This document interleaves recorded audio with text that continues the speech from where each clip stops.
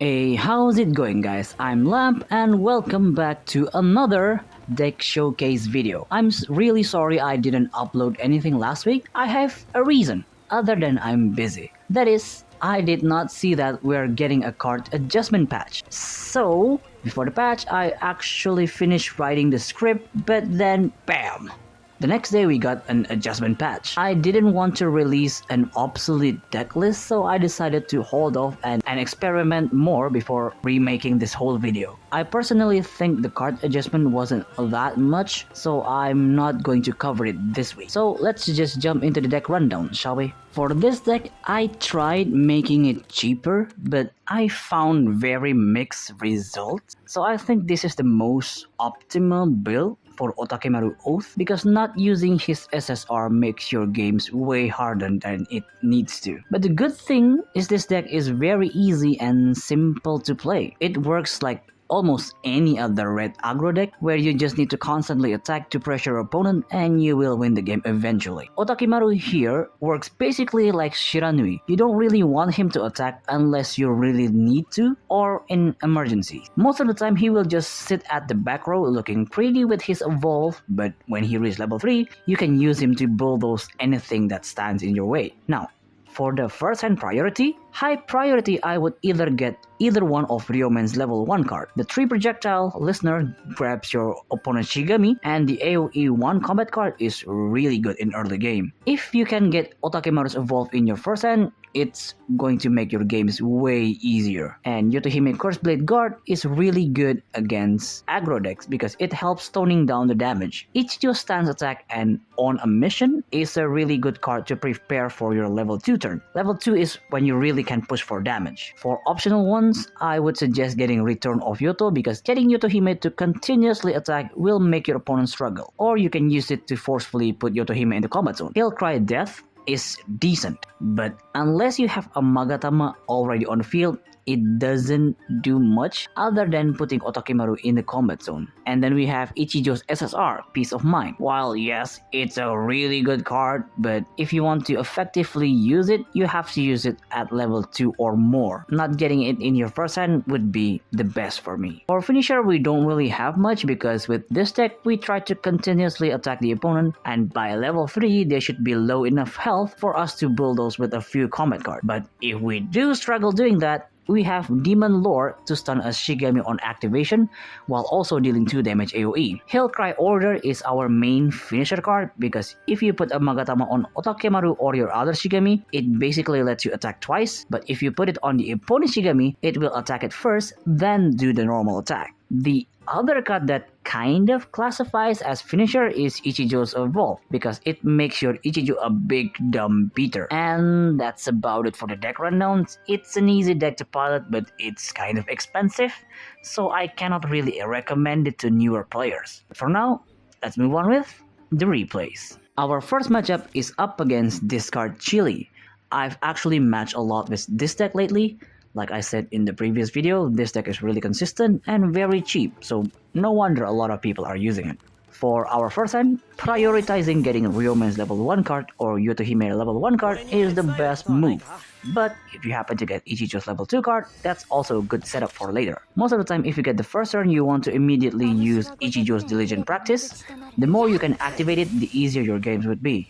With this card Chili, unless they got Mio's card as starter, they would usually lag behind our pace until level 2, so it's important to pressure them early on. On our turn, we'll get rid of their Chili with Ootakemaru, then activate Curseblade Guard to get the barrier. But this mode is actually not that effective against this card Chili, because they have a lot of small projectile cards, so be careful when using it. On their turn, they put Woman's Scorn on Mio, discarding the Chili card that does 3 projectile and draw. Then they will just assault with Nikokawa and pass. On our turn, while it might be tempting just to use Divine Might and kill their Nikokawa, it's better if we get rid of their Mios first, so that they don't have a consistent discard engine. They will not risk using Nikokawa's card unless they have a discard, because the cost is really high. On their turn, they will use Collaboration Scroll to kill our Ootakemaru. After that, they will actually use the tax card, killing their own Nekokawa, then assault with Nusubitogami. I don't know why they did that. They could have just assaulted with Nusubitogami first, then used the treasure to throw the tax card away. But they took 1 damage at the end phase, so we know they have the level 3 card. On our turn, we put Stance Attack, then use On a Mission to safely get rid of their Nusubitogami. Then use Peace of Mind to instantly get 2 stacks of Diligent Practice. With only Chili left, I don't think they could do much. On that turn, they will activate Dragon Breath on our Ichijo, then assault with Chili and pass. See, it's not that much. Okay, this is still perfectly manageable for us. On our turn, we put Flowers of Yoto, then activate Curse Blade Speed to get rid of their Chili. After that, we use the Haste effect, getting a clean 3 damage and pass.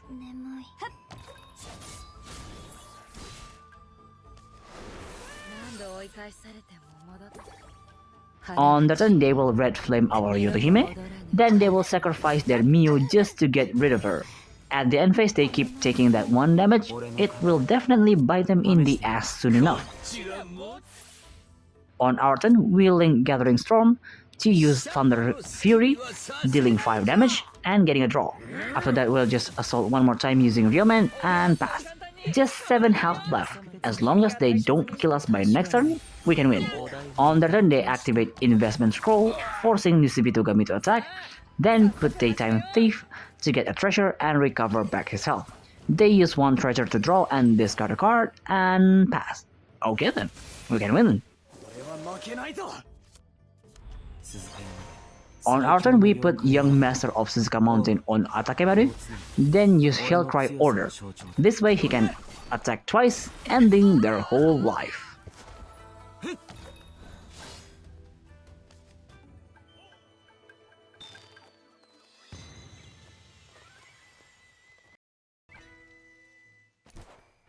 Our second match is up against Standfast Ubume. The deck has fallen out of favor, but it doesn't mean it's bad. When it pops off, it freaking pops off, so don't let your guard down. Our hand is looking pretty damn heavy, but that Curse Blade guard will definitely save us, because while they do have explosive one-hit attack, they cannot do it repeatedly. Also, the biggest weakness of that deck is when they use Ubume as blocker, that's basically putting nothing there. I'll explain. When we are trying to attack her in the combat zone, she will instantly move back, cancelling the attack. And with the combat zone clear, we can use Curse Blade Guard to get a clean 3 damage to the face and pass. On the turn, they will activate Ubume's field for some reason, then they assault with her, only managing to remove the barrier on our Yotohime, and they will pass. On our turn, we activate Diligent Practice to move their Ubume back, then assault with Ootakemaru, because there is no way they will attack with Ubume again. On the turn, as we predicted, they will attack with Amanozaku and pass. On our turn, we top deck Stance Attack. We would have killed Amanozaku if she didn't have that Momo's passive. We just use another Diligent Practice to get rid of their Amanozaku. Ichijo will definitely die next turn, but they will take some damage one way or another.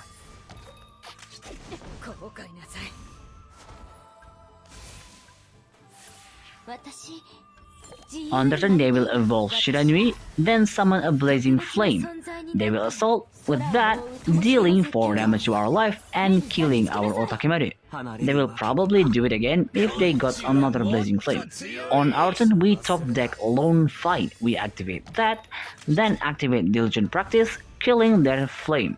After that, we assault with Ichijo, dealing 9 damage. That should make them panic a little. On their turn, they will put Child Sending Song on Ubume, then activate Tsubame Gaeshi with the speed effect, killing our Ichijo. Then they will use the Standfast effect, dealing 6 damage, and pass.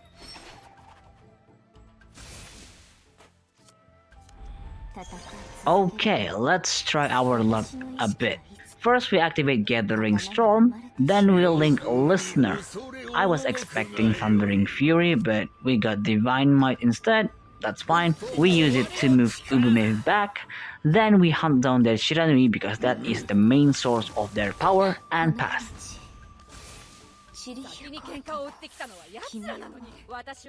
On their turn, they will activate Night of Fear. That SSR is really bad, to be honest with you. Then they activate Sword Chase to hunt our Yotohime for some reason. Then they power up their Ubume with Wings of Fear and pass. Well, thanks to them, we can activate Return of Yoto to move back their Ubume. Then activate Fighting Impulse to destroy their field and pass. See, just like that, their SSR, it's gone. It's a terrible SSR.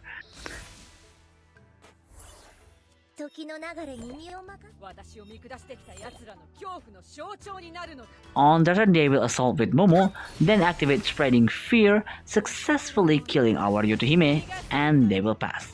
Without the Momo passive, we can easily kill their Amonozako. On our turn, we activate Heal Cry Order, but because we don't have Magatama, he will just attack once. Then we assault with Ichijo, dealing 5 damage, leaving them with a minuscule 1 health left. We're so close to killing them.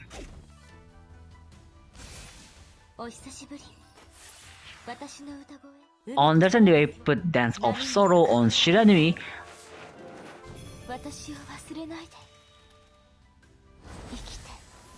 Then assault, killing our Ichijo. That is a really thick wall to get over, but we have to gamble a bit on our turn. On our turn, we evolve Ootakemaru, then use our last return of Yoto. As Yotohime is attacking, the Magatama automatically moves it to her, giving her the shield. That's not what we wanted, but once the attack lands, it deals 2 damage to Shiranui and the passive from Magatama will kill her. We did it, but it's not enough to kill them. On their turn, I doubt that they will be doing anything big. They assault with Ubume, then activate Momo's level 3 card, firing off random projectile, doing absolutely nothing to us. On our turn, we top deck Listener, so we just link that to Thundering Fury, moving Ubume to the back, and finally punching them with Ryomen to end the game.